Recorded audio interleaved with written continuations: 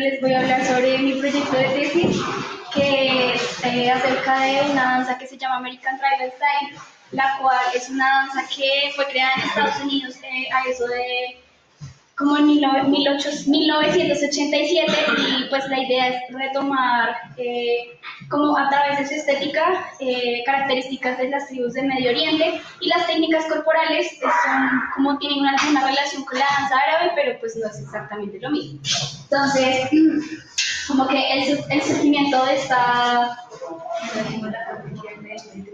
Bueno, el surgimiento de esta danza se da básicamente porque, bueno, su creadora, que se llama Carolina Guerrillo, pues era una persona que estaba metida dentro del mundo del belly dance, pero tenía como de alguna manera un rechazo, porque ella era una joven que tenía tatuajes, que tenía resto de piercings y que era gorda. Entonces, digamos, dentro del mundo del belly dance eso no era tan bien visto, porque pues la idea era como responder a esas características particulares de como la idea de cuerpo, que fuera una mujer flaca, curvosa, caderona, lo que sea. Y esto hizo que ella como que tomara la decisión de crear su propio estilo de danza, en la cual no se enfocara tanto en cómo lucía la mujer, sino en recibir como todo tipo de cuerpos, y que todas podamos de alguna manera bailar y ser felices. La técnica corporal de esta danza es como es diferente del belly dance propiamente, porque, digamos, el belly dance hace muchos movimientos de hueso y no contiene los músculos. En cambio, el American Tribal Style sí trata de ser como mucho más contenido y tener una técnica corporal mucho más fuerte, mediante la cual la mujer al momento de bailar se vea como, pues, que ella es la que está presente. Entonces, acá puse como una parte de lo que Carolina quería más o menos lograr a través de su danza, que pues acá ella está diciendo que, a diferencia de el belly dance, que trata como de coquetearle al público y agradarle, lo que quiere el belly dance es demostrar una figura femenina fuerte y bella. Los pasos son como siempre muy abiertos y muy a demostrar a la gente como, acá estoy yo, y no me importa si a usted le gusta como luzco o no, pero aquí estoy yo, sí, como eso es más o menos como el contexto. A partir de eso, pues digamos acá en Colombia, cuando llegó este tipo de danza, empezó a existir como ciertas tensiones, porque esta danza llegó como a romper con esa idea de que la mujer es sexy y que debe coquetear y que debe ser súper flaca, y que digamos, las gorditas pues no importan, sino siempre como que se quedan en el contexto de los ensayos o de maestras, pero al momento de tener una presentación, de, digamos, hacer pósters y eso, pues nunca eran representadas, siempre eran como súper relegadas. Entonces, a raíz de este contexto, surge mi pregunta de investigación, que es cómo se transforma el significado de los cuerpos femeninos en las practicantes del American Tribal Style. Entonces, bueno, mi objetivo principal es analizar esta forma, o la forma en la que se transforma este significado, y a partir de eso, pues mis otros objetivos eran, primero, identificar las formas en las que se construyen los cuerpos femeninos en esta danza, describir la manera mediante la cual se enseña la danza, utilizan un discurso muy particular, que más adelante les voy a hablar cuál es, y dar a conocer cómo se constituye un espacio de sororidad dentro de la tesis, porque pues, ya ahorita en los resultados les voy a mostrar cómo surge eso. Entonces, como que pues mi interés de estudiar eso y de estudiar los cuerpos es que, primero, la antropología de la danza es un campo que no ha sido totalmente explorado, o sea, siempre se ha tomado como a partir de características muy teóricas, y pues mi apuesta es como a demostrar de una forma más metodológica cómo la danza pues puede volverse una práctica mediante la cual se pueden reproducir o cuestionar ciertos valores que están escritos dentro de la sociedad. O sea, como por ejemplo, lo que les estaba diciendo, que buscan que todo tipo de cuerpos sean como acogidos dentro de la danza y no sean como unos particulares. Entonces, como que empezando por eso. Y mis palabras clave o las categorías bajo las cuales voy a trabajar a lo largo de mi tesis o a lo largo de mi trabajo son cuerpo. El cuerpo lo estoy tomando como ese vehículo de ser en el mundo, o sea, pues a principios del siglo XX fue que se empezó a dar esta ruptura entre no considerar solamente la mente como algo único que se puede estudiar, sino el cuerpo como o el vehículo de ser en el mundo, mediante el cual se construyen todas, hay como un nudo de significaciones y mediante el cual las personas están constantemente en interacción. Eso se da a través del cuerpo. Entonces, como que por ese lado estoy tomando el cuerpo, el género, porque pues las mujeres de alguna manera siempre están como constituidas a que deben cumplir como con ciertos órdenes que están implicados, sometidos dentro de las relaciones sociales y siempre que tienen que cumplir ciertos roles y si no cumplen con esos roles pues van a, de alguna manera no van a, está como muy naturalizado que la mujer tiene que actuar de alguna manera particular y si se llega a romper con eso pues ya es como la mujer diferente, lo que sea, o sea, siempre se va a juzgar. El performance porque pues obviamente la danza de alguna manera se constituye no solamente en los espacios de danza o en los espacios de ensayo, sino también a través de los shows y pues digamos a través de los performances es que se centra como a romper con esa idea, digamos, del cuerpo femenino idealizado, súper constituido, que debe ser como súper delgado, sino que pues estas mujeres tratan como de romper con esos estereotipos. Y en mi tesis hablo mucho de cuerpos femeninos porque no es un solo cuerpo femenino del que uno puede hablar, porque sería entrar dentro de ese juego del estereotipo de que solo existe un tipo de cuerpo que es el aceptado y el que todos debemos llevar, sino que en realidad hay que entender que todas somos mujeres diferentes y por ende nuestros cuerpos van a ser constituidos de una manera diferente.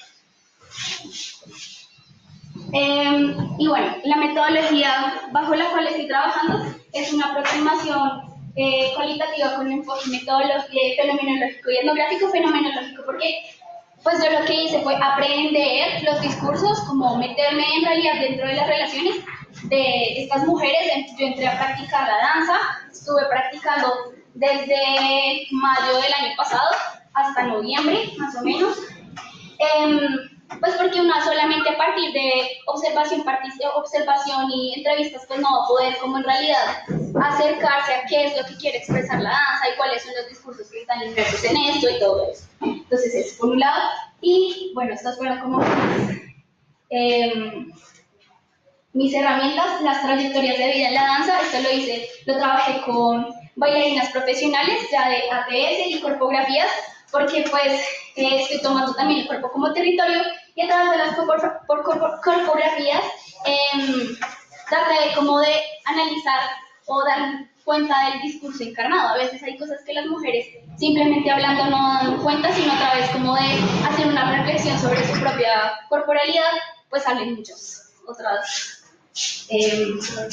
cositas. Entonces, bueno, como la población, los grupos con los que trabajé fueron estudiantes de nivel 1 y nivel 2 de ATS en Luxor Danza Árabe, que es una academia que queda en Ciudad Montes, estudiantes de nivel 3 y de nivel 2 y nivel 3 del BMT Studio, que queda en la 45 con, no sé, como con 17, y el BMT Studio es como el primer estudio en Bogotá certificado por Fat Veridas, que es como el grupo insignia o el grupo que ayudó a crear el ATS. Entonces, como que el hecho de que ellas sean certificadas, bueno, genera como unas relaciones y unas dinámicas particulares que ya les voy a hablar. Y también trabajé con bailarinas profesionales de ATS, que fueron 4, bailarines.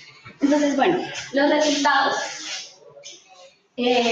Bueno, unos fueron una de mis apuestas y de las cosas que hablábamos mucho con las chicas con las que trabajé, sobre todo con las bailarinas profesionales, es que sobre la ATS pues en realidad no se ha escrito nada, sobre todo en Colombia, en realidad no hay nada. Entonces como que una de las apuestas fue hacer de alguna manera una reconstrucción histórica de cómo esa danza llegó a Colombia y particularmente a Bogotá, y esto se dio a través de muchas tensiones que todavía están presentes porque en realidad la danza llegó como en el 2007, o sea, es muy reciente y esto ha generado pues que siempre existan unas tensiones entre las mujeres que practican que no son certificadas y las que sí son certificadas. Además, pues existe como una tensión por el reconocimiento de quién fue la pionera, o sea, es un video porque en realidad pues están bailando y todas lo disfrutan, pero en realidad se hicieron dos bandos, unas que siguen como a una señora que se llamaba Paula Blascuaga, que en realidad nadie sabe de dónde viene ni nada, solamente ella llegó y empezó a dictar talleres de tribal, entonces todo el mundo cree que es ella, y otra señora que se llama Pepita Pérez. Entonces se dividieron los bandos y eso ha generado que, digamos, ahorita no hayan crecido como como unos lazos fuertes entre esta comunidad, sino está siempre dividida. Lo que ha hecho que de alguna manera, y lo que me he dado cuenta es que la danza esté estancada, porque pues obviamente podrían compartir saberes, hacer talleres compartidos, hacer presentaciones, pero digamos, si hay una presentación y se presentan las de, no sé, las de otra academia y bien que estudios las invitan y dicen, ay, se van a presentar esas, no, nosotras no vamos, eso ha generado pues que se vaya estancando y bueno. Bueno, dentro de esas tensiones también hay otra cosa y es que pues existe una contradicción muy fuerte porque la idea de la TES es generar una idea de comunidad y de tribu, que eso va muy ligado con esta idea de sororidad. Entonces la idea es que, pues si yo empiezo a bailar con un grupo, nosotras ya empezamos a adquirir como esa noción de tribu, de unidad, y pues tenemos que respetarnos, compartir, y digamos, la TES es una danza que se caracteriza por ser improvisada. Entonces, pues se separan entre la líder y la seguidora, pero como que estos roles siempre van cambiando y toda la cuestión. Pero digamos, si una líder pasa y quiere hacer un paso, yo que sé, que puedas tener problemas o sea, digamos, si están implicadas las rodillas, tienen que bajar. Y hay una chica que sufre de las rodillas, pues obviamente yo como líder no voy a hacer ese movimiento porque yo no quiero que mi compañera sufra, sino que en realidad queremos bailar todas y ser felices bailando. Entonces esa idea de tribu ha generado como que ellos hayan creado una cosa que se llama el código tribal, que tiene como unos valores que, digamos, cuando hablaba con las chicas decían como esos valores deberían ser valores que no solamente se aplican dentro de la danza, sino también se deben aplicar como en la sociedad. Entonces son como cosas de compromiso, responsabilidad, apoyo, bueno, sí, como cosas súper amorosas, pero al momento de ver pues que ellas no están aplicando ese código con las otras, con las que pertenecen a un bando o al otro, pues uno dice, bueno, ¿qué tan coherentes son ellas con su discurso? Porque pues están diciendo por un lado que tienen código y que generan esta idea de tribu mundial y por otro lado pues en realidad están teniendo el resto de choques y tensiones que no las han dejado pues seguir adelante. En cuanto a aprender el discurso, bueno, a través de las clases, como que al principio a uno solo le enseñan cosas de técnica corporal, de que tiene que tener la postura de no sé cómo, los brazos de tal manera, la espalda de tal otra, no sé qué, y mientras se están enseñando los pasos, cuando se termina como la parte densa de como acondicionamiento físico, empieza a meter toda la cosa del discurso.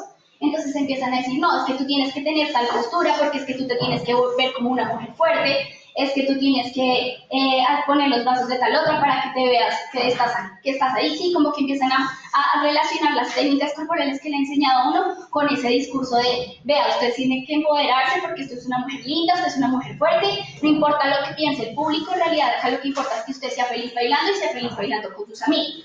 Entonces, bueno, eso por un lado. Por otro lado, y el cuerpo en constante transformación, porque digamos, haciendo las coreografías, me he dado cuenta que, bueno, primero, hay una idea como de quererse y aprender a quererse a una misma. Entonces, digamos, a través de las coreografías, lo que yo hice fue que ellas en un momento se dibujaran como en su cotidianidad. Esto lo hice con una de las estudiantes de nivel 1 del que estudio. Entonces yo les dije como no, dibújate a ti misma como en tu cotidianidad, sí, entonces se dibujó tal, entonces este dibujo. Entonces yo le dije como bueno, a lo largo como de tu vida cotidiana, cuando vas a coger un bus, cuando estás en la universidad, ¿qué partes de tu cuerpo sientes que están vulneradas? O sea, que tú sientes que debes proteger, que te da pena o te gusta esconder o lo que sea. Ella me dijo que esta parte de acá, porque pues ella era una persona muy flaca y que no le gustaba que la gente viera que ella era muy flaca, porque pues siempre se sentía juzgada, que hay gente que cree que porque la gente es flaca, entonces no ha tenido como ciertas luchas internas, porque siempre se cree como la gorda es la que tiene los problemas y la flaca la tiene fácil. Entonces, bueno, eso era lo que ella me decía. Entonces, como que, bueno, empezamos a hablar un poco sobre su relación consigo misma y la cotidianidad, y luego dije como, bueno, dibújate a ti cuando estás en el momento de la danza. Entonces ella se dibujó y no sé si lo alcanzaron a ver, pero pues la disposición es re diferente, porque por un lado está re bien y la otra está re sonriente, y bueno, eso no lo analizo como re para hacer psicoanálisis, pero pues es importante, ¿no? ¿Cómo molesta? es que tengo, ya, entonces, más adelante, le dije como, bueno, ¿y tú qué partes de tu cuerpo sientes que son más fuertes al momento de bailar?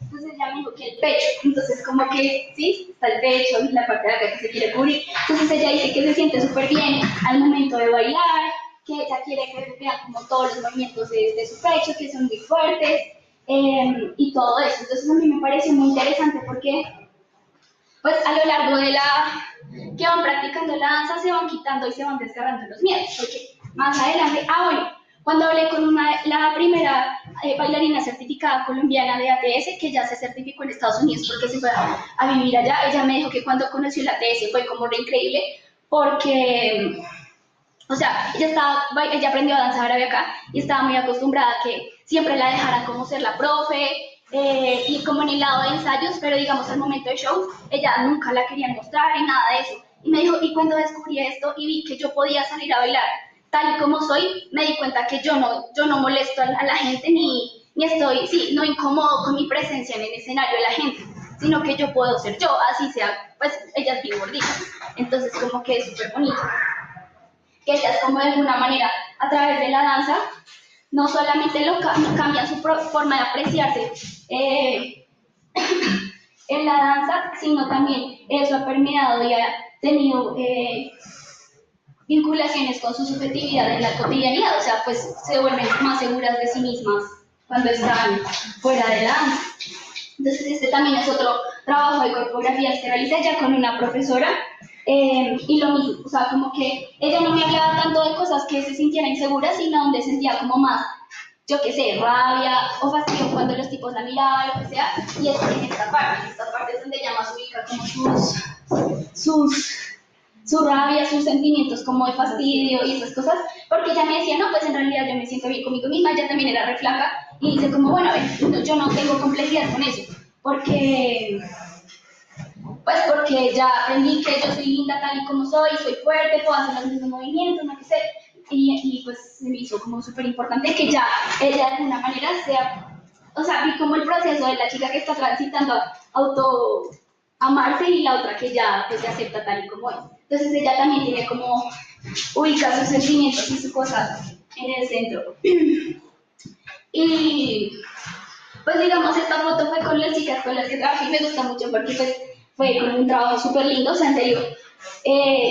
Como en cuanto a experiencia personal, me gustó mucho porque logramos como una cohesión muy fuerte, o sea, yo dejé de ser la antropóloga rara a ser parte del grupo. Entonces, digamos, como que a veces yo tomaba apuntes y decían como, al principio me preguntaban, ¿y tú por qué escribes tanto? Y yo, no, pues acá, o sea, yo no me la pasaba con el cuaderno, pero pues obviamente iba a escribir cosas cuando se supone que no escribía nada.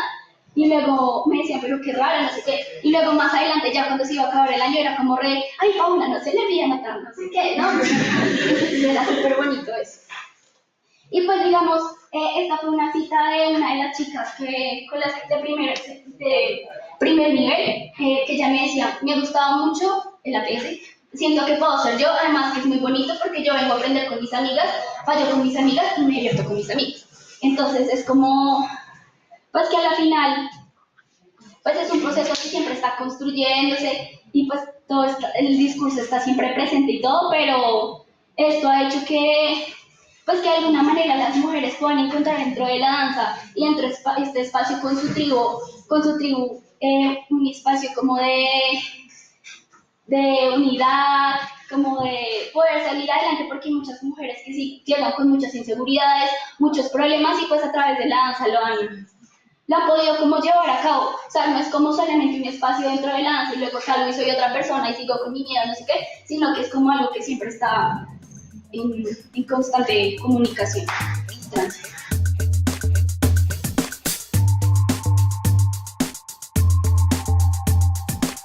Bueno, buenas tardes.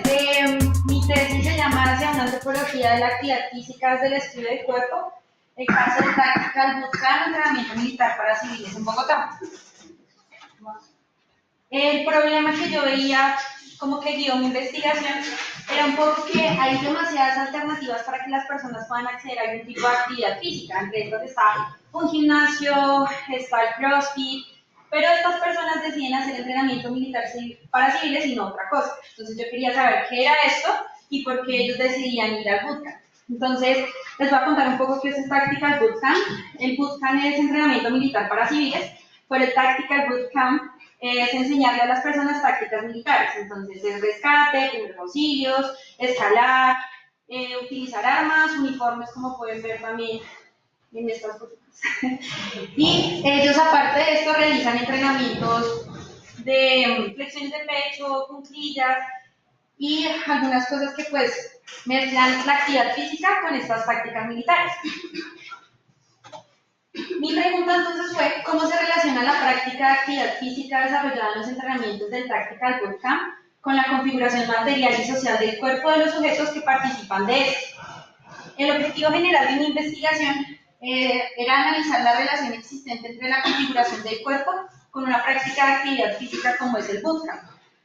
Yo utilizo mucho transformación y configuración del cuerpo, pero como parándome un poco en que la transformación es algo que se ha estudiado desde la parte física. Entonces, tú transformas físicamente tu cuerpo no se construye, digamos que tú ya tienes un cuerpo, lo vas configurando y transformando.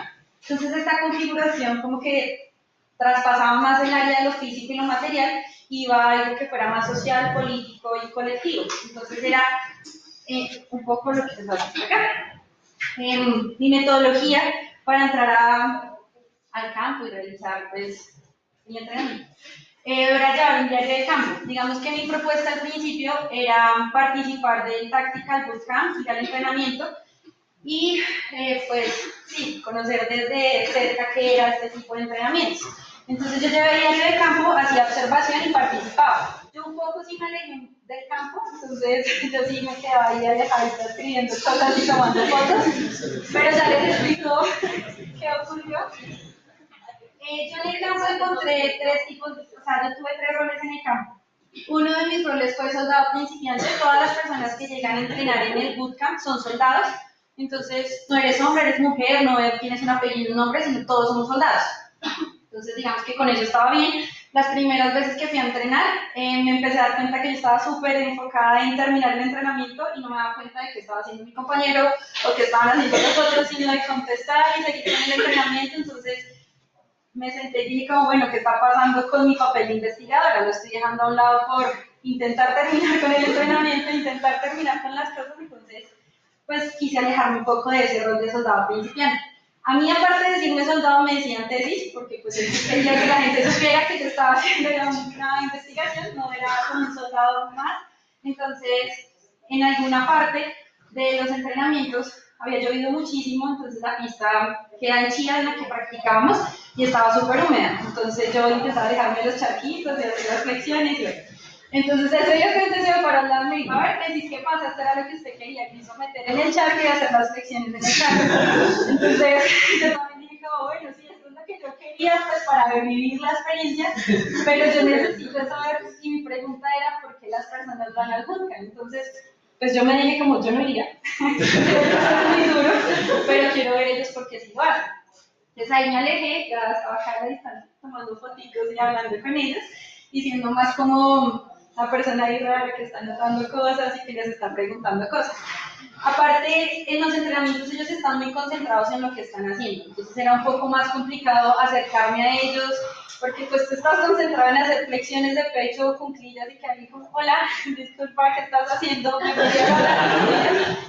Entonces, yo decidí hacer trayectorias de vida que consisten un poco en, pues yo ya sé que ellos están practicando actividad física desde el bootcamp, pero quería saber pues qué pasaba en su vida cotidiana.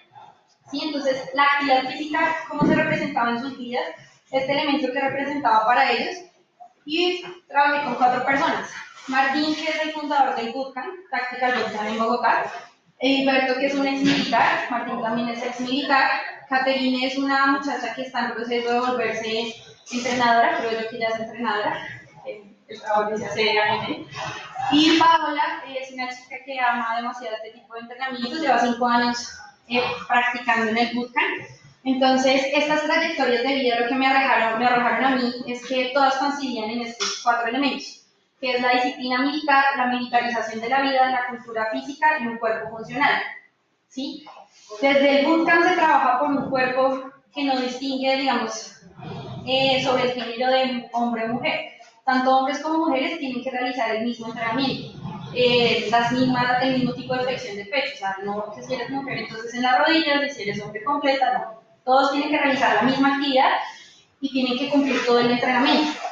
Si alguien está algo demorado, se detienen todos y esperan hasta que la persona termine, pero todos tienen que cumplir con este tipo de entrenamientos. Entonces, mis objetivos específicos eran entender la manera en que el concepto de disciplina es configurado sobre y desde los cuerpos de las personas que participan voluntariamente en el bootcamp.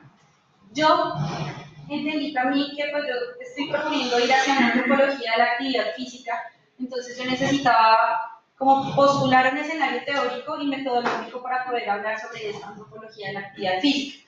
Entonces mi primer capítulo se concentra en discutir el concepto pues, de cuerpo, que ya les explicaré un poco cómo consiste esto.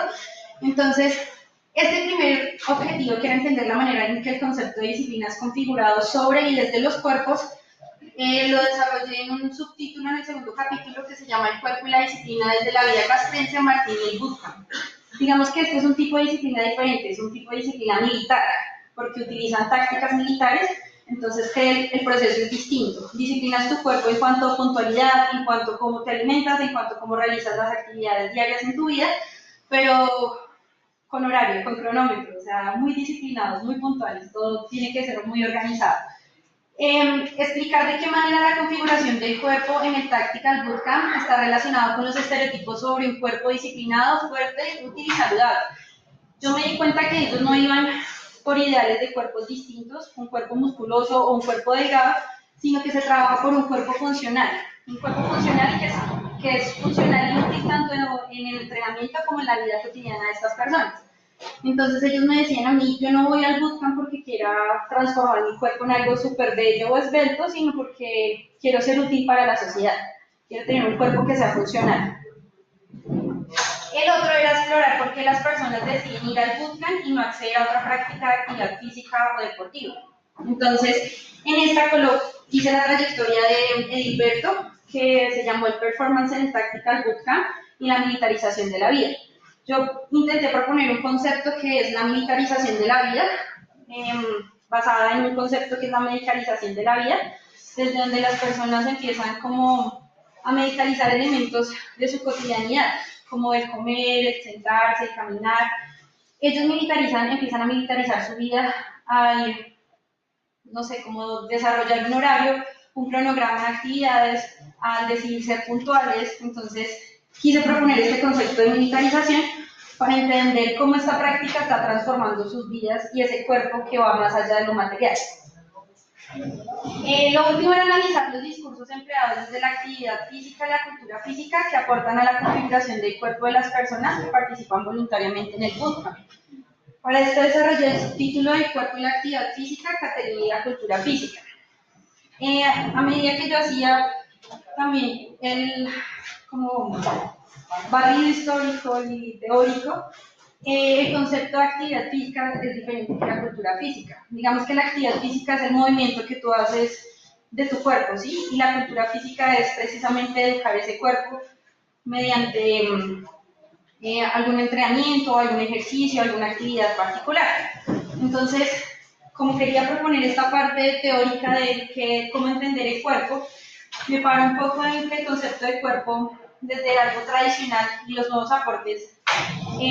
Dividen al cuerpo en algo que no está dado o simplemente ya podemos definir el cuerpo es esto ya, sino que el cuerpo es un proyecto inacabado.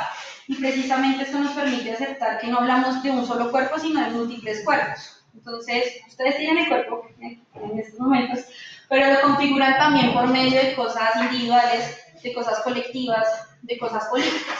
Entonces, esta propuesta se hace desde la antropología. Nancy Shepherd Hughes y Margaret Lock hablan de estos tres cuerpos. Este cuerpo individual, que es al final el sujeto quien decide cómo quiere que sea su cuerpo, un cuerpo colectivo que vienen esferas como la familia, los amigos, y te dicen así también cómo debería ser tu cuerpo, y un cuerpo político que es donde están más instituciones o elementos que te dicen a ti el deber ser de tu cuerpo. Entonces, en sociedad, cómo debes comportarte, cómo debes llevar ese cuerpo en el mundo. Y desde la medicina, Frank hablaba un poco de un cuerpo disciplinado, más para entender la enfermedad y la salud, para saber que este cuerpo que era enfermo debía ser disciplinado, controlado y tratado. Entonces, esta variedad de cuerpos y esta discusión me permite a mí hablar que cuando hablamos de cuerpo no tenemos que hablar de uno solo, sino que son múltiples cuerpos y es algo que está en constante configuración. El cuerpo lo presentaba también como una mercancía para entrar al concepto de autocuidado. Yo digo, bueno, estas personas deciden ir al bootcamp, pero es una decisión propia, o sea, es una decisión de ellos practicar bootcamp y no otro tipo de entrenamientos. Entonces es un autocuidado desde donde ellos dicen, bueno, si tengo que practicar actividad física, ¿qué es lo que yo puedo hacer? Si tengo que comer bien, ¿qué es lo que yo puedo hacer? Entonces, para entender un poco esta discusión, presentaba el cuerpo de autocuidado que viene de una discusión sobre el cuerpo donde se divide en si tu cuerpo quieres que sea bello, si tu cuerpo es fuerte. Entonces la discusión de los cuerpos bellos, fuertes y defectuosos, que hacen una distinción de género, de cómo debe ser el cuerpo de las mujeres, cómo debe ser el cuerpo de los hombres, y postularles a ustedes que esta distinción de género de los cuerpos también ha sido muy trabajada, ¿sí? Entonces se concentra en que normalmente los productos salen hacia los cuerpos de las mujeres, cremas, lociones, ungüentos. Entonces el cuerpo de las mujeres es el que debe transformarse, y luego empezó a verse que el cuerpo de los hombres no solamente era el fuerte, sino que también debía acicalarse, peinarse, aplicarse cremas. Entonces me parecía bueno que entre tantas opciones y el abanico de opciones que tenían las personas, decidieran ir a un tipo de entrenamiento que no distinguía de género, no distinguía de si eran bellos o si eran fuertes, sino de este cuerpo que es funcional tanto para hombres como mujeres. Y presentaba un poco que el estudio del cuerpo en Colombia habla precisamente de la biopolítica de programas de higiene, desde donde se quiere ver cómo se está intentando controlar estos cuerpos y cómo se está intentando moldear estos cuerpos de los ciudadanos o de las personas.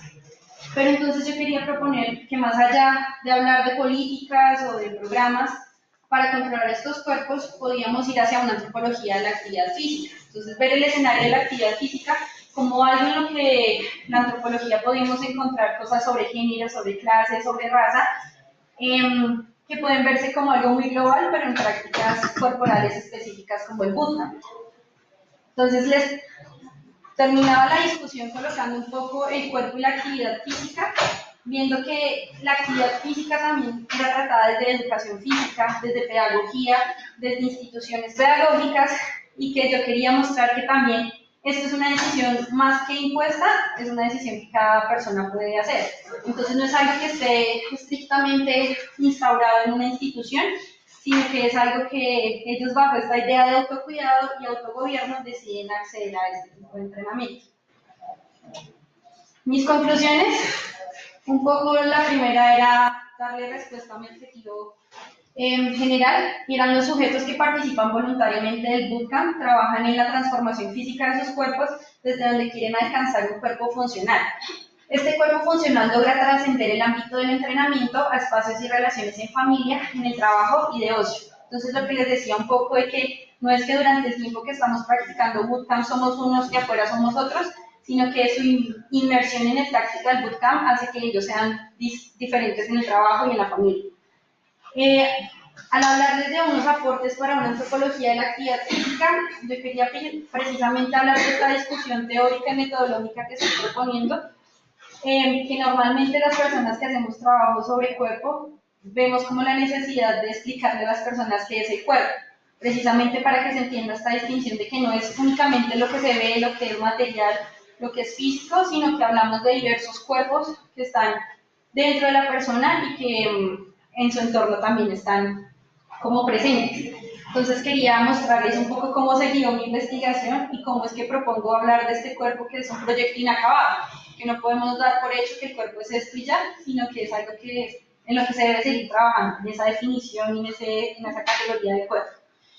¿Por qué entender este cuerpo como un proyecto inacabado? Es precisamente para eso, para no dar como sentado que el cuerpo sea únicamente algo biológico o físico, que es una discusión que nos distancia un poco de las ciencias de la salud, sino que entender que desde la antropología también podemos ver estas cosas sobre enfermedad, sobre acceder a otro tipo de prácticas que puedan llevar a un cuerpo funcional, un cuerpo saludable, y abrir el campo de análisis a escenarios desde los que se puede abordar la transformación y configuración del cuerpo.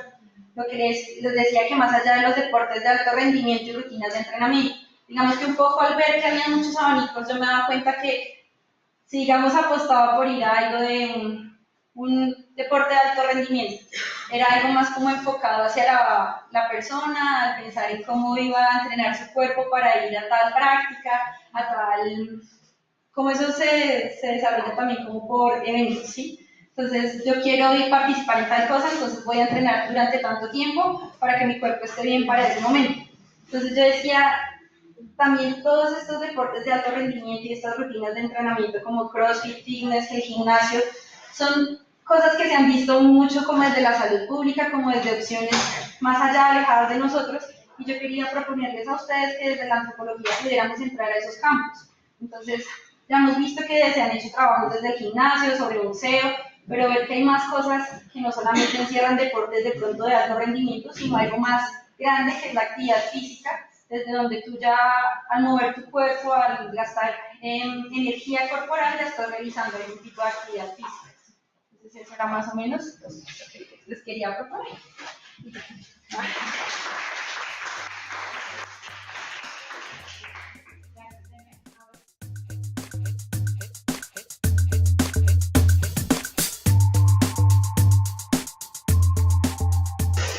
Pues en efecto, el título de mi investigación es transcribiendo. Para este caso, para esta presentación, le puse transformando el mundo. Ya más adelante les voy a explicar un poco por qué, a medida que les vaya exponiendo que es un proyecto. Y es precisamente un primer acercamiento, entonces pues comprenderán que hay todavía cosas por trabajar más, pero es lo que he logrado comprender hasta el momento. Entonces, bueno, en un primer momento me gustaría hacerles una introducción más o menos de qué se trata el proyecto y de dónde nace. La necesidad de transformar el mundo es precisamente de dónde nace esta problemática que quise desarrollar con mi proyecto de investigación, las formas en las que desarrollé la metodología que utilicé, y pues yo decidí centrarme en tres espacios principales para demostrar cómo las personas transgénero han logrado transformar su mundo y el mundo en general. Entonces, bueno, en un primer momento, el cuerpo. ¿Por qué es importante el cuerpo? Porque el cuerpo es, en primer lugar, donde, pues, como interactuamos con el mundo, pero también es el que va donde se va a materializar el género con el cual nos sentimos identificados. Entonces, a través de qué? De la forma en la que nos vemos, a través de la imagen social de ese cuerpo y a través de muchas otras cosas más. Entonces, la forma en la que traté de analizar el cuerpo, pues traté de analizar diferentes posturas antropológicas. Hay tres principales que logré identificar. La primera es pues, como el conjunto de sistemas simbólicos socialmente compartidos, es donde se centra como la antropología temprana hacia los estudios del cuerpo. Posteriormente se empieza a analizar el cuerpo como desde el control y la regularidad, el disciplinamiento que se tiene, un poco hacia también la medicalización y hacia la normalización de los cuerpos que se salen de las normas socialmente establecidas, que es un poco lo que trabaja Foucault, Judith Butler. Y ya con finalmente las propuestas de Sordas se propone la necesidad de entender el cuerpo vivido como el punto de partida para destacar un carácter activo socialmente, un carácter transformador, y pues analizar las prácticas del cuerpo como una forma de oposición y resistencia ante una serie de vivencias, experiencias, cuestiones que realmente incomodan y que van a generar conflicto en las formas de ser en el mundo. Bueno, mis objetivos, pues mi objetivo general es poder analizar cómo la acción colectiva de las mujeres trans y su inscripción en los cuerpos ha permitido la integración, el reconocimiento y la transformación social de este grupo en torno a cuatro ámbitos. Cuatro ámbitos los voy a desarrollar principalmente en la tesis. Para este primer momento me voy a centrar solamente en tres, que es salud, educación y trabajo. Y posteriormente, pues, pretendo comprender cuáles son los modos de acción colectiva, porque en mi trabajo de campo logré ver más de una forma de accionar de forma colectiva para poder transformar o lograr un cambio o incidir de una u otra manera. Analizar la relación que existe entre esta acción colectiva y el cuerpo, porque dentro de los estudios de acción colectiva se tiende a invisibilizar un poco la importancia y el papel protagónico que tiene el cuerpo. Y finalmente, pues exponer cuáles son esas transformaciones que se han logrado dar pues, a través de tanto del cuerpo como de las acciones colectivas. Y bueno, entonces aquí la problemática. Y pues tengo una cita que me gustaría resaltar y es de la directora de la Fundación GAT, que es el Grupo de Acción y Apoyo a Personas Transgénero, que dice, hay una cosa que siempre digo, y es que una no se vuelve trans de la noche a la mañana. Hay unos que anoche me acosté y amanecí tan trans, decía ella.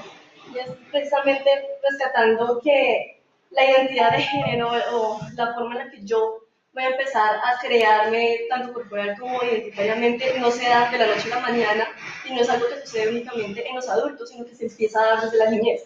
Muchas veces los niños no lo entienden como, sí, es que yo soy un niño transgénero y entonces yo no me identifico como me han obligado, sino que a través de diferentes cosas pues logran entender que hay algo que no está bien, que empiezan a sentirse fuera de muchos espacios de forma voluntaria e involuntaria y también empiezan como autoexcluirse de muchos espacios debido a esas experiencias. Entonces, a partir de ahí es donde nace una problemática a partir del cuerpo, de las experiencias del cuerpo y de la forma en que yo voy a construir y voy a socializar ese cuerpo.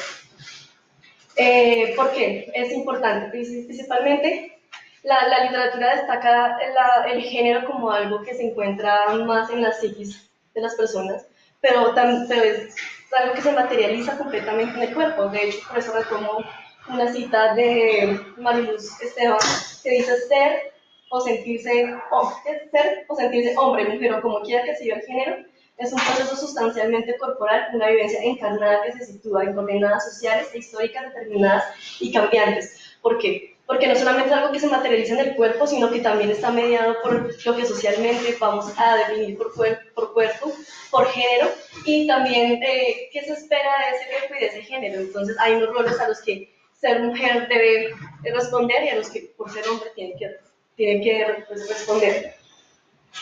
Y a partir de que hay una fuga de ese sistema heteronormativo y binario, empieza a ver la necesidad de definir a estas personas. Entonces, ¿cómo las definimos?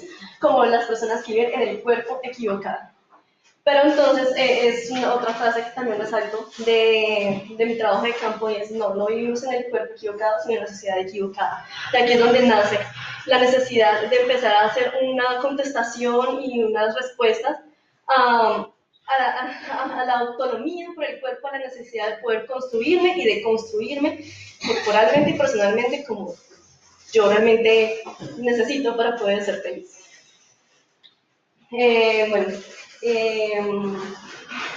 Entonces aquí es precisamente el cuerpo es importante en la medida en que es donde se materializa. Entonces va a haber un tránsito. Este tránsito es empezar a materializarme, empezar a socializar mi identidad corporalmente principalmente. Y a partir de ahí se empiezan a dar una serie de experiencias como el señalamiento, el rechazo, la discriminación, etc. Una serie de cosas debido a que ha sido explicada como la persona que está mal, hay algo mal en esta persona, por lo tanto viene el cuerpo equivocado, entonces generalmente se tiende a decir como, pobrecito o cosas así. Entonces empiezan a haber como una serie de cosas que hace que se empiezan a ver en el cuerpo, a partir del cuerpo. Y finalmente hay una necesidad de negociar muchos espacios, de negociar muchos derechos, porque precisamente estos conflictos hacen que se les niegue muchos espacios, muchos derechos y muchas cosas, pero a la vez se les exija todos los deberes como cualquier persona. Entonces ahí hay otro conflicto más. Entonces esa es otra cita. Y es cuando decidí decirle a mi familia que era trans, mi hermano se paró a pegar y me dijo, venga, le doy porque es lo que va a recibir de ahora en adelante. Entonces también hay como un conocimiento, no sé, una idea más bien social de que por ser trans ya tú estás determinado a tener una serie de conductas y todo el mundo te va a rechazar. Es normal que te peguen, que te traten mal, que te saquen de muchos lugares y realmente eso no es así, no debería ser así. Y pues a partir también de estas cosas es que nace la necesidad de hacer una acción colectiva o de accionar para transformar. Entonces, bueno, es precisamente la necesidad. Esta imagen es precisamente en un plantón que se realizó en el 2015 frente a la Procuraduría porque el señor ex procurador Ordóñez quiso por un momento tratar de quitar el decreto que permite a las personas cambiar el componente de sexo en su cédula, lo cual problematiza terriblemente el acceso a educación, salud y trabajo. Entonces, bueno, el cuerpo que es muy importante porque no sé si pueden ver, están en pijama.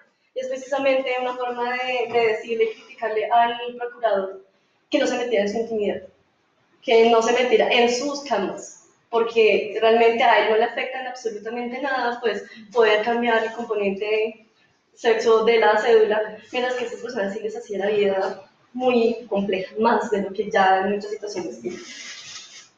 Entonces, bueno, la transformación nace a partir de estas categorías principales, y es el cuerpo como experiencia, el cuerpo vivido, a partir de la creación de una identidad de género, pero también una identidad como grupo, de un colectivo específico que comparte no solamente cuestiones identitarias de género, sino también experiencias, violencias y problemáticas. Y la acción colectiva como la forma de lograr esa transformación. Entonces, un poco la acción colectiva. La acción colectiva clásica está definida por Charles Tilly, o Tilly, no sé aún cómo se pronuncia, y Sidney Carroll, la cual es pues, a partir de las experiencias y de las desigualdades vividas en estas experiencias, los movimientos sociales como una forma de visibilizarse. Esto va a permitir la creación de identidades, ya como les decía, también de forma grupal, con unos intereses y con una organización específica que les va a permitir generar una presión para ganar oportunidades políticas, para realizar esa, pues como lo define, una acción colectiva con tensión. Pero resulta que la acción colectiva, pues a partir de lo que pude ver en campo, no se queda únicamente en la toma del espacio público, de las marchas, del plantón, sino que también se hace desde muchas otras formas. Entonces también veo la acción colectiva desde la forma en que lo propone Torres, y es como la forma que tiene para transformar una dominación ejercida sobre recursos sociales como el acceso a los derechos que ya les dije que iba a profundizar más adelante. Una identidad colectiva que genera el movimiento. Aquí nace primero la identidad, y después sí ese movimiento. Esa identidad es lo que va a permitir que se logre dar el movimiento y generar esa presión.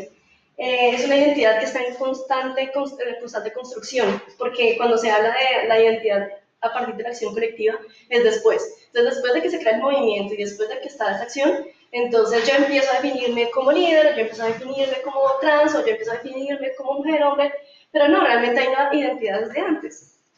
Y es una identidad que yo me estoy tratando de negociar y de pelear con lo que está socialmente establecido, pero a partir de que yo me empiezo a inscribir en unos colectivos específicos, mi identidad cambia y el empoderamiento se hace notorio también en el cuerpo. Bueno, entonces, ¿por qué acción colectiva específicamente en personas trans? Porque hay muchas tensiones dentro de este término sombrilla. Realmente es una forma como de meter ahí como todo lo que no es hombre, mujer, heterosexual, totalmente definido tradicionalmente, hegemónicamente, pero realmente no es así, y las necesidades y las violencias que tienen son totalmente distintas, principalmente porque es diferente la identidad de género a la orientación sexual. Y a partir de ahí se nacen cosas totalmente diferentes. Y principalmente porque, como les decía, la identidad de género se va a materializar en el cuerpo, es totalmente visible. Y es mucho más fácil de estigmatizar que la orientación sexual. No digo que eso no suceda, o sea, sí sucede, pero es mucho más fuerte, es mucho más notorio. Y precisamente es una colectivización flexible porque cuando se trata de transformar, cuando se trata de hacer presión, es necesario mucho crear esa identidad también solidaria. Entonces, sentir que las personas tienen una empatía con mi lucha y con lo que yo quiero transformar. Entonces, cuando es necesario, hay realmente una colectivización más grande de lo LGBT. Cuando es acerca de luchar contra los feminicidios o visibilizarlos o hablar de temas, es necesario también asociarlos con mujeres feministas. Entonces no es algo estático, no es algo únicamente de las personas trans o de las personas LGBT, sino que está en constante movimiento. Hay tensiones, también hay negociaciones.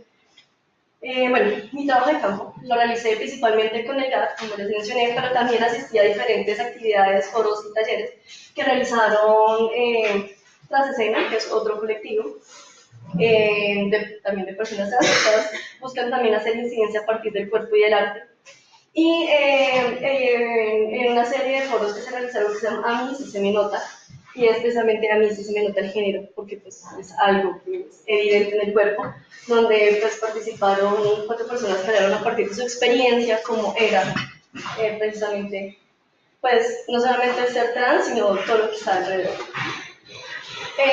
Mi metodología en la primera fase fue pues, revisión documental, un poco cómo estaban conformados pues, el colectivo principal, que es el GAT, también un poco de la historia de la visibilización y de la movilización de la lucha LGBT en general, y específicamente trans. En la segunda fase tuve pues, mi trabajo etnográfico, observación participante. Participé en las reuniones de grupo de apoyo de la fundación que se realiza todos los sábados de 4 a 8 de la noche, donde se busca hablar de diferentes temas, abordar diferentes experiencias, pero también de dar propuestas a diferentes cuestiones importantes. Y pues también los planteos de las marchas, porque son la forma clásica, pues no clásica, como principal que caracteriza la acción colectiva. Bueno, entonces en cuanto a salud, educación y trabajo, aquí va a ser muy importante el trabajo que ha realizado el GAT, porque pues, bueno, sí, tiene una serie de experiencias, como por ejemplo en la salud. Entonces dicen, bueno, acá la cita en pocas palabras porque me queda poco tiempo, dice, no, la gente no entiende por qué nosotros tenemos que pedir derechos en la salud, si es que la salud es universal, es para todos. Entonces, ¿por qué vienen acá a pedir más derechos? Resulta que no se trata de pedir más derechos, se trata de que se reconozcan los derechos que tienen por ser personas, pero que no se reconocen por su identidad de género. Entonces, a partir de ahí nace pues, una serie de contestaciones. Por ejemplo, la transpatologización, y es tener que aceptar de una u otra manera ser patologizado bajo la categoría de disforia de género, porque es la manera que yo tengo para acceder no solamente al servicio de tratamiento hormonal o para poder identificarme legalmente como persona trans, sino, o sea, realmente es como ese punto de fuga. Entonces, sí, hay unas formas de normalizar el cuerpo y una forma de tratar de mantenerlo en el sistema, pero siempre encuentran estos puntos de fuga y crean nuevas tácticas, un poco retomando lo que proponía Deserto, a estas estrategias para poder empezar a visibilizarse y empezar a acceder a ese cuerpo negado. Eso es como un ejemplo, pero pues la salud no solamente para poder llevar un control de salud físico, mental, sino que también para acceder a ese cuerpo, un poco para realizar el tránsito que se quiere hacer, si se quiere o si la persona necesita, no sé, los implantes mamarios, poder acceder a ellos, pero resulta que no es así porque no es concebido como algo importante dentro de su construcción, sino que es algo estético. En ese sentido, muchas personas acceden a realizar tránsitos que son artesanales, donde se hacen intervenciones a partir de aceites industriales y iconas que no están pues, bajo los análisis de que son buenos para la salud y terminan afectando tenaz el cuerpo y su salud. Entonces, más adelante, el sistema de salud sí tiene que responder y tiene que tratar. Pero entonces ya lo que se pudo haber hecho desde un principio a menor costo, ahora se tiene que hacer a un costo terrible, empezando por la vida de la persona. En cuanto a la educación sucede lo mismo, entonces, pues esta cita, comienzas a tratar de encontrar los espacios donde puedas encajar, entonces te encuentras con que los niños juegan con los niños y las niñas con las niñas, y tú quedas como, uy, miércoles, y yo para dónde cojo si es que aquí no hay más mariquitas. Y es precisamente como todos esos espacios que se dan en la educación como una reproducción de las mismas clasificaciones sociales. Entonces,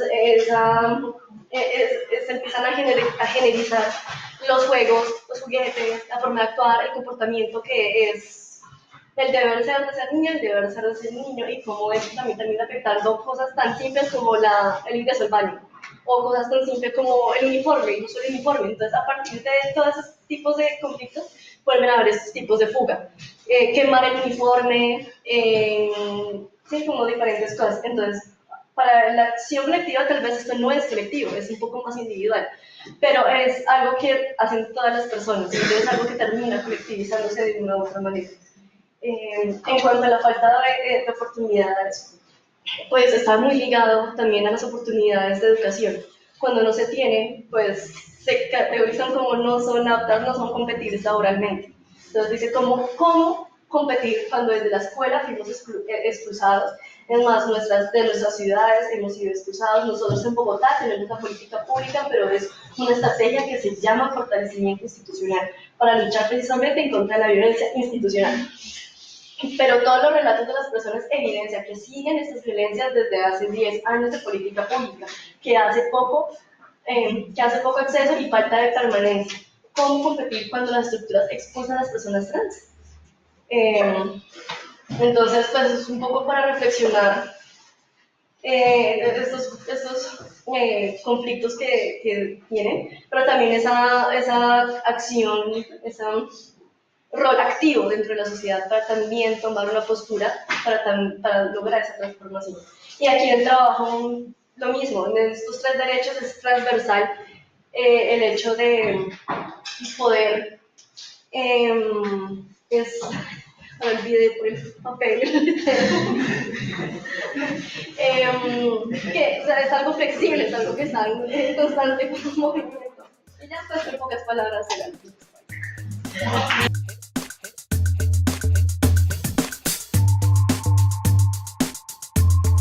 Quiero hacer como 2 menciones un poquito antes de hablar sobre mi proyecto. El primero es que no voy a hablar como tal de mi tesis, porque mi tesis no refiere directamente al cuerpo, y pues el coloquio va al tema del cuerpo. Entonces lo que hice fue, en estos 2 años de trabajo de campo que he tenido, colectar un poco más las referencias que se han tenido sobre el cuerpo y pues realizar una presentación a partir de lo que pues he colectado.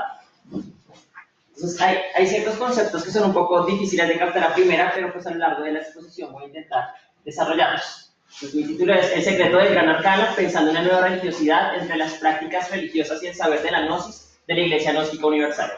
Voy a centrarme entonces en las categorías de práctica religiosa y de cuerpo para este coloquio.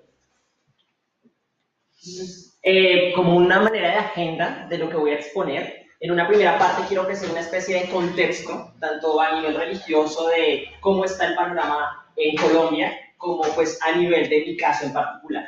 En una segunda parte quiero hacer la presentación de los resultados, pues desde 2016, el segundo semestre, hasta 2018, el primer semestre, que es este semestre. He pasado por distintos tipos de estadios a lo largo de este trabajo y pues ha sido un poco duro. Y al final, unas preguntas que yo desarrollo para poder servir de suplemento a lo que quiero desarrollar dentro de mi trabajo. En una primera parte quiero que observemos esta gráfica. Esta es una gráfica del Ministerio del Interior que nos habla de cierta forma sobre el cambio religioso que ha tenido el país desde 1995 hasta el año 2017. Entonces, desde 1995, que se decía que hubo 14 congregaciones registradas dentro del Ministerio del Interior, hasta el 2017, que hubo 523 dentro del año del 2017 registradas, pues hubo unos cambios tenaces a la hora de pensar en las variables religiosas, ¿sí? ¿Qué pasó en el 2011? En el 2011, a partir del 2010 hasta el 2017 hubo una especie de bonanza en el registro de las congregaciones religiosas, y mucho de esto se debía a las políticas de registro de personería jurídica. Entonces, en estos años comenzaron a ablandarse un poco las características para poder generar una nueva congregación. Ahora, estas estadísticas no son reales. ¿Por qué? Porque, pues, ¿cómo vas a medir a la hora de la verdad un cambio en el panorama religioso desde 1995 hasta el 2017 con el número de congregaciones? Si no, todas las nuevas religiosidades se adscriben en el término de congregación. Entonces, es más un estimado para poder entender que no es como tal una crisis lo que está viviendo el país, sino está viviendo una especie de reencuentro con lo religioso, pero a partir de una transformación total. pasamos de una iglesia oficial a 6.577 congregaciones religiosas. Entonces, en esa búsqueda, como que me planteé observar este término de las nuevas religiosidades. Los trabajos en la academia que se han encargado de estudiar estas transformaciones religiosas se han concentrado en las tradiciones abrahámicas, judaísmo, cristianismo, islam. Pero poco se ha intentado observar estas congregaciones que nacen en la década de los 60, de los 70, con la contracultura, con el movimiento hippie, con el movimiento New Age, y que tienen una especie de incidencia dentro de la población colombiana. Entonces, el caso particular que yo quiero mostrar es el de la Iglesia Gnóstica Universal. La Iglesia Gnóstica Universal es una especie de híbrido entre estas nuevas religiosidades y estas religiosidades institucionales. El movimiento gnóstico universal nace en los años 20 por un tipo llamado Víctor Manuel Gómez. Víctor Manuel Gómez viaja después a México y en México funda su sede patriarcal. El man estuvo en los Rosacruces, en los masones y tomó toda esta tipo de tradiciones religiosas y la exportó en el gnosticismo. Después de eso viaja a México y en México se autoproclama el Cristo de la era de Acuario. Cambia su nombre a Samael Aumbeor. Ese es un testimonio de uno de los fieles. Los nombres son construidos, no son los verdaderos nombres. Gracias a nuestros maestros Samael se nos reveló este secreto. Antes estaba oculto, era propiedad de reyes y poderosos. Ya no, pues es de todos. El secreto del que se habla, que es el gran arcano, es una especie de transmutación sexual. Entonces se piensa en una forma de controlar el sexo, pero también una forma de controlar el cuerpo para llegar a una especie de trascendencia.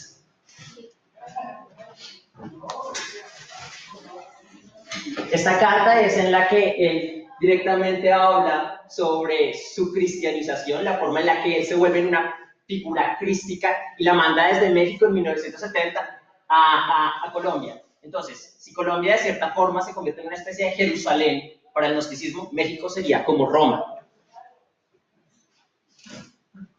La incidencia de esta iglesia en el país está más que todo en la parte norte, en las ciudades, se concentra mucho en las ciudades y en las partes de las veredas donde montaron sus primeros monasterios. Las zonas de mayor presencia están en Cundinamarca, Valle del Cauca, Huila y Santander. Y las zonas de difícil acceso, pero donde todavía hay misiones, están en el Chocó. Después de que muere Samael Aumbeor, sus discípulos dividen el movimiento y hay tres grandes discípulos: el maestro Rabolú, Garga Cuchines y la Quimish. Este es un testimonio cuando estaba averiguando un poco sobre la historia del movimiento. El maestro Samael había predicho, en algún momento él dijo: apenas yo muera, ustedes se van a separar. Y así fue. Unos cogieron por un lado, otros por otro lado y destrozaron su obra. La Iglesia Gnóstica Universal es una cosa inmensa en el sentido de que hay muchísimas congregaciones que jalan para un lado y jalan para el otro lado, y es un poco difícil entender a qué van o cuál es la propuesta que están relacionando. Esta es un poco la población que estoy estudiando. Yo estoy trabajando con la iglesia de Teusaquillo, y esta es la organización que se maneja dentro de la iglesia de Teusaquillo. Por un lado están los patriarcas, arzobispos y obispos, los sacerdotes, misioneros e isis. Las isis son sacerdotisas, porque siempre se piensa en este dualismo sexual. Las isis son sacerdotisas que cumplen el papel de mostrar la energía femenina dentro de la relación. Ellos son los fieles consagrados, hacen parte de la segunda cámara. Hay una primera cámara que es con la que yo he trabajado durante todo este tiempo, que está conformado por fieles no consagrados que quieren consagrarse sacerdotes o isis. Entonces, para que vean como que la población es supremamente heterogénea. A lo largo de mi trabajo de campo observé que de cierta forma hay una importancia radical en la noción de práctica. De hecho, a mí me vaciaron muchísimas veces por realizar malas prácticas, o bien porque era joven y antropólogo. Las personas que entran a esta iglesia por lo general son mayores de 40 años. Yo era el más joven en la iglesia, entonces de todas formas hay una especie de jerarquía de poder y casi ninguna es profesional.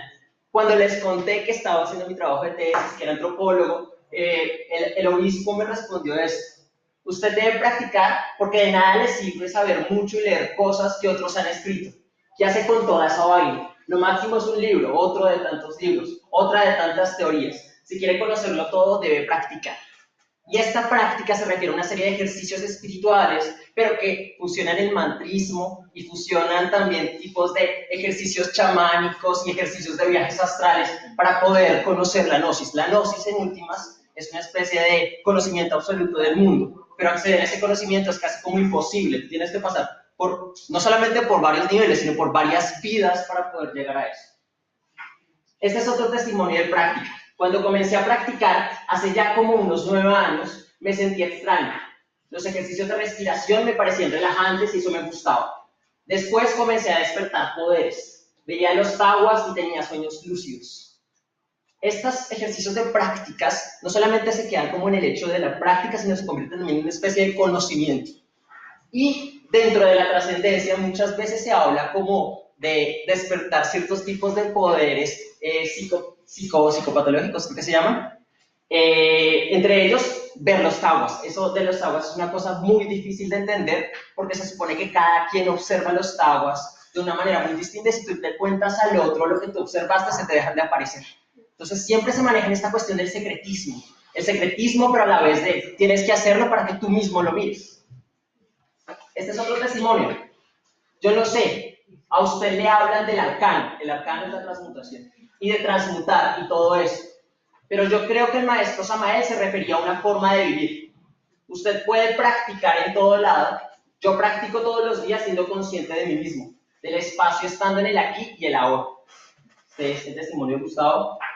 Este testimonio es súper interesante porque corta un poco con lo que se ha venido diciendo de que el arcano y la práctica siempre tienen relación directa con el sexo y tienes que transmutar sexualmente, que es una especie de sexo tántrico y todas estas cosas, sino que muestra que la práctica religiosa se está saliendo de esta misma noción de sexualidad, de esta misma noción de corporalidad y se convierte en una noción de forma de vida. O sea, la práctica religiosa se convierte en todo momento de tu vida. Todo momento de tu vida debe estar destinada entonces a este tipo de trascendencia a partir de conocer el aquí y el ahora.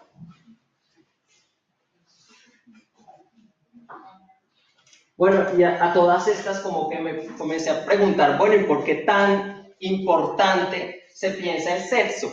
O sea, es un poco extraño pensar el sexo como una categoría central. Y pues observando un poco de la historia me di cuenta de que esta religión, esta iglesia, tuvo una fuerza increíble, fue en la década de los 60 y los 70. En épocas de la contracultura y de la revolución sexual. Entonces tiene también una incidencia de que muchas de las personas que pertenecen a la iglesia gnóstica también participaron del movimiento hippie. Este relato, yo no sabía que el sexo era tan importante, ahora lo sé, pero no todos lo saben y deben saberlo. Nos dieron este conocimiento para difundirlo.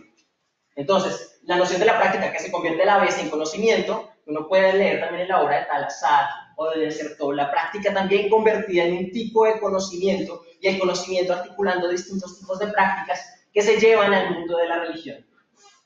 Y eso configurado en una serie de sincretismos. O sea, lo que hace en últimas válidas, según este concepto, a la religión de la gnosis, es un sincretismo con muchas tradiciones religiosas. Todas las religiones son verdaderas, pero están incompletas. Lo que hizo el maestro Samael fue reunirlas.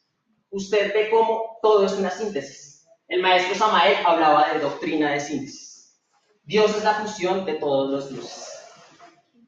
Este punto es súper central, porque lo que he observado es que de cierta forma este sincretismo no se limita a la parte religiosa, sino que se expande a cualquier actitud dentro de la vida cotidiana. Entonces tú puedes ver la gnosis en una canción de Pink Floyd, y tú puedes ver la gnosis en Kung Fu Panda, y tú puedes ver la gnosis en una serie de cosas, tanto de la cultura popular como de tu cotidianidad, y que en últimas pues va a hablar de este mensaje trascendental, que es la forma de controlar tu sexualidad y la forma de controlar tu corporalidad.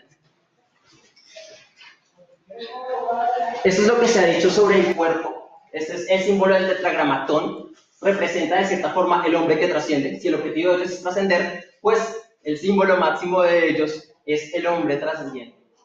Para mí el cuerpo es como un árbol. El árbol le da a usted un fruto y ese fruto es su energía sexual. Entonces el cuerpo se observa también como motor y gestación dentro de esta energía sexual. Yo digo que no es solo el sexo. Entonces ya notamos que hay una especie de ruptura entre los mismos discursos. Yo digo que no es solo el sexo. El sexo es supremamente importante, pero mire que también es la alimentación y también la salud. Su cuerpo lo ayuda a trascender o bien lo manda a los mundos inferiores. Este otro, pues, es que para eso usted entrena. Por eso es que hay cámaras, por eso es que no se puede revelar esto así como así. Usted primero tiene que entrenar su cuerpo y su mente, si no, nunca va a trascender. Entonces esto también tiene un ejercicio de la disciplina. No solamente es creer en algo, sino es disciplinarse en ese algo e intentar perseguirlo de esa forma. A usted lo traen a la tierra porque aún necesita transmutar. Para ello, para llegar a ser un superhombre. Por eso debe entrenarse y entrenar el cuerpo. Este juego con el entrenamiento, en un inicio me pareció como súper interesante. Entonces intenté diseñar una especie de gráfico que explicara un poco esta evolución que están intentando hablar sobre el entrenamiento del cuerpo, sobre las vidas, reencarnaciones y sobre las formas en las que se están colando estos tipos de estadios por medio de la sexualidad y del cuerpo.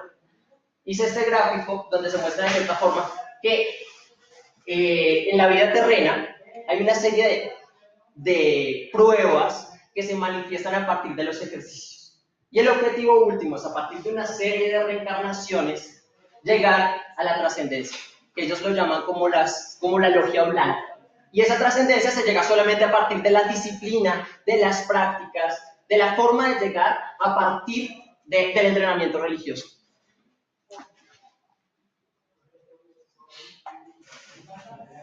Esta es la forma en la que se estaba observando. En una de mis clases me interesó como la parte del espacio.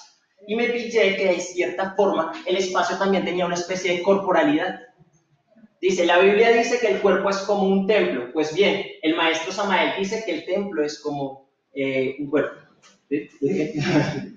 Todo es dual, el bien y el mal, lo masculino y lo femenino, el yin y el yang. El templo también lo es. Pues es que el mundo se sostiene en dos energías. Dentro de usted también están las dos energías. El Dios es madre y padre. Yo no sé muy bien, pero se supone que la iglesia es la esposa de Cristo. La iglesia transmuta con Cristo y Cristo es el superhombre. A partir de eso uno puede observar que también dentro de la espacialidad hay una especie de corporalidad, pero también una sexualización en la forma en la que se está comprendiendo que pues nosotros somos seres sexuales y somos seres duales según el gnosticismo. Y esa dualidad se representa también en la forma en la que se grafica y se materializa la religión, en las prácticas, en los rituales, en la espacialidad, en la simbología. Y por último, estas son como preguntas que me he realizado. O sea, ya después de toda esta información, quedé un poquito loco y quedé como, bueno, ¿en qué me metí? Y realicé como ciertos tipos de preguntas que intentarán como sintetizar un poco lo que quería exponer. Entonces, la pregunta fundamental es, a la hora de la verdad, entonces, ¿qué es la gnosis? ¿Y para qué las personas tienen que alcanzarla? ¿Dónde se encuentra esa gnosis? Entonces, esa es como una parte central de mi tesis a la hora de pensarlo así, porque la gnosis varía de maneras muy increíbles cuando hablas con las distintas personas. Te dan distintas definiciones de lo que es la gnosis y distintas configuraciones de la forma como se entiende esa gnosis. Entonces, ¿qué tipo de saber se está construyendo a partir de esa gnosis? Porque es importante estudiar las prácticas religiosas dentro de las ciencias sociales. Esto ya es a nivel más académico. Bueno, a la hora de la verdad, pues ¿para qué me sirve estudiar a la gnosis, las prácticas y toda esta cosa? ¿Para qué me sirve eso? Para explicar algo dentro de las ciencias sociales y académicamente cómo se puede explorar eso. ¿Cuál es la propuesta que se está construyendo desde el gnosticismo y qué dice este caso sobre el panorama religioso en Colombia? Como experiencia un poco de campo, he tenido como distintos tipos de crisis. Mi primera crisis fue religiosa porque pues yo soy católico, entonces mis primeros choques fueron en relación con la religión. Los segundos fueron antropológicos porque pues ya comencé como a burlarme un poco de lo que estaba observando. Y eso me generó como cierto tipo de contradicción porque pues yo estaba ahí, tenía que estudiar, tenía que comprender y no tenía que como juzgar a partir de mis preconcepciones. Y ya es mi crisis de tesista donde tengo un reguero de información y no he sabido cómo organizarlo muy bien. Pero en últimas, lo que he aprendido con este caso, buscando los límites de lo sagrado dentro de la gnosis, lo que más he encontrado son mis propios límites de lo sagrado. Y eso pues me ha parecido como súper importante a la hora de observar y de entender pues estas nuevas configuraciones religiosas que se están viviendo en Colombia. Ya, esta es mi introducción.